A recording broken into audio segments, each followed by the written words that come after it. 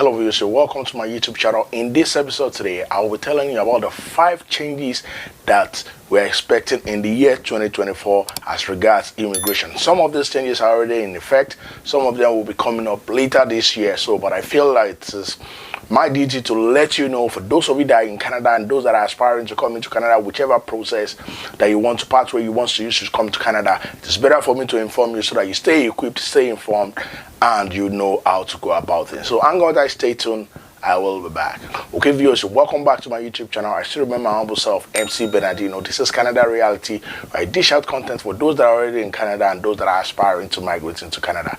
Is this your first time on this YouTube channel? Please do me the honor, hit on the subscribe button, turn on the notification bell so that anytime I drop a video, you will always be among the first to get it. And for our returning viewers, thank you very much for believing in us. Happy New Year. All right, without much ado, let's go into the subject of discuss. All right, so the first news that I've got today is I'm going to be starting on the positive news, and the first one I have for you is that for the year 2024, Canada Immigration IRCC, the plan is that they will intend to welcome 485,000 permanent residents into Canada in the year 2024. That's a laudable one. So when I say 485,000 permanent resident, people ask me this question: that is he only international student? That's emphatic no. So it cuts across all the pathways to come into Canada: express entry, provincial nominee, AAIP, whatever international student, all of them. So it cuts across all these pathways. So, but the intention is that this year, 2024, 485,000 permanent residents will be welcome into Canada. This is a clarion call for you out there that wants to come into Canada, or you're already in Canada as an international student.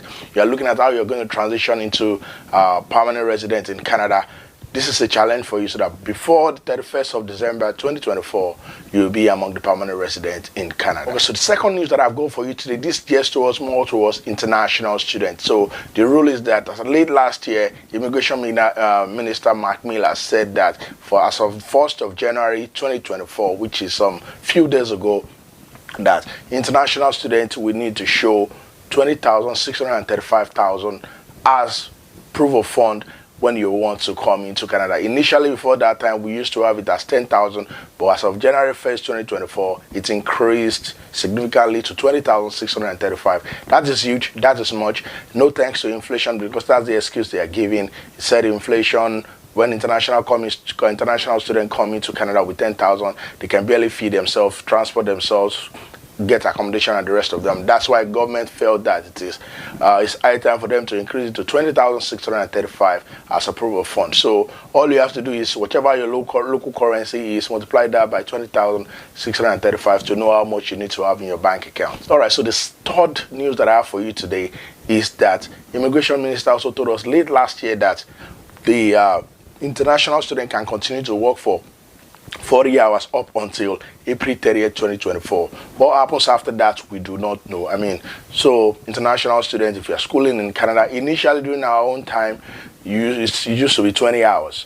But at the point last year or year before, they increased it to 40 hours because of the pandemic. The economy was trying to recover. And it was supposed to end late last year, but Immigration Minister said they are extending it up until April 30th, 2024. So what will happen after that time, we do not know. Are they going to sustain it at 40 hours? Some people are saying that. Are they going to reduce it to 30 hours? Some people are of their opinion. And also, some people are also saying, would they reverse it back to 20 hours? We do not know. So let's keep our fingers crossed and wait until April 30th, 2024 and see what IRCC does. All right, going into my first news that you should be looking out for this year. Immigration Minister also telling us that by September 1st, 2024, that if designated learning institution provinces are not doing well in terms of providing accommodation, providing resources for international students that they bring into their school, to their province, that they, IRCC, they will be forced to place a cap, a limitation on the amount of international students that they approve. That is not a good news. That is not nice, because now IRCC is saying that, Canada Immigration is saying that schools need to do more by providing accommodation, by providing resources for international students that they bring in to their school, because it's discovered that when these students, when they come into Ontario, for instance, British Columbia, whichever the case is, that schools are not providing accommodation for them. Provinces are not also providing accommodation for them, and as a result of that, some of these students are complaining no accommodation, they're sleeping on the road, no resources, and the rest of them. So IRCC felt that Canada government will come and place a cap on approval that they give, because they know with that they can control that so that the resources will not be overstretched. This is more like a clarion call for designated institution and provinces to do more in terms of providing accommodation and resources for international students.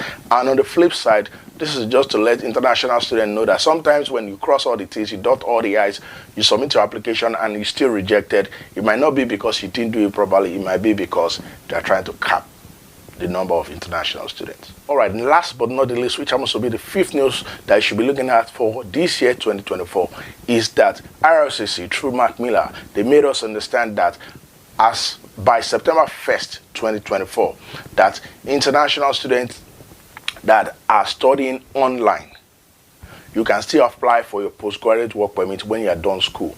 But the caveat is this: despite the fact that you're studying online, 50% of your study must be online.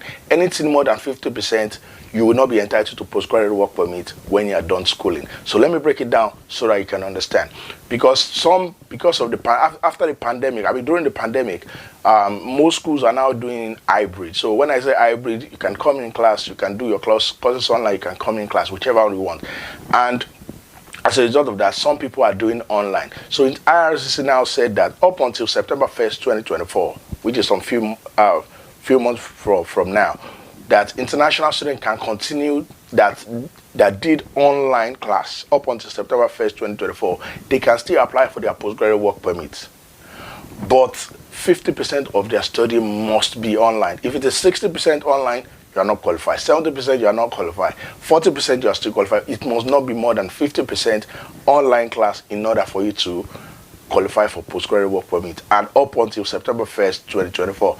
I feel you understand this. If you do not, please go to IRCC website so that you can actually read more for yourself. Okay, viewers, I hope you actually understood the video that I brought for you today, telling you about the 5 rules that you should be expecting in the year 2024 for those that are in Canada or those that are aspiring to come into Canada.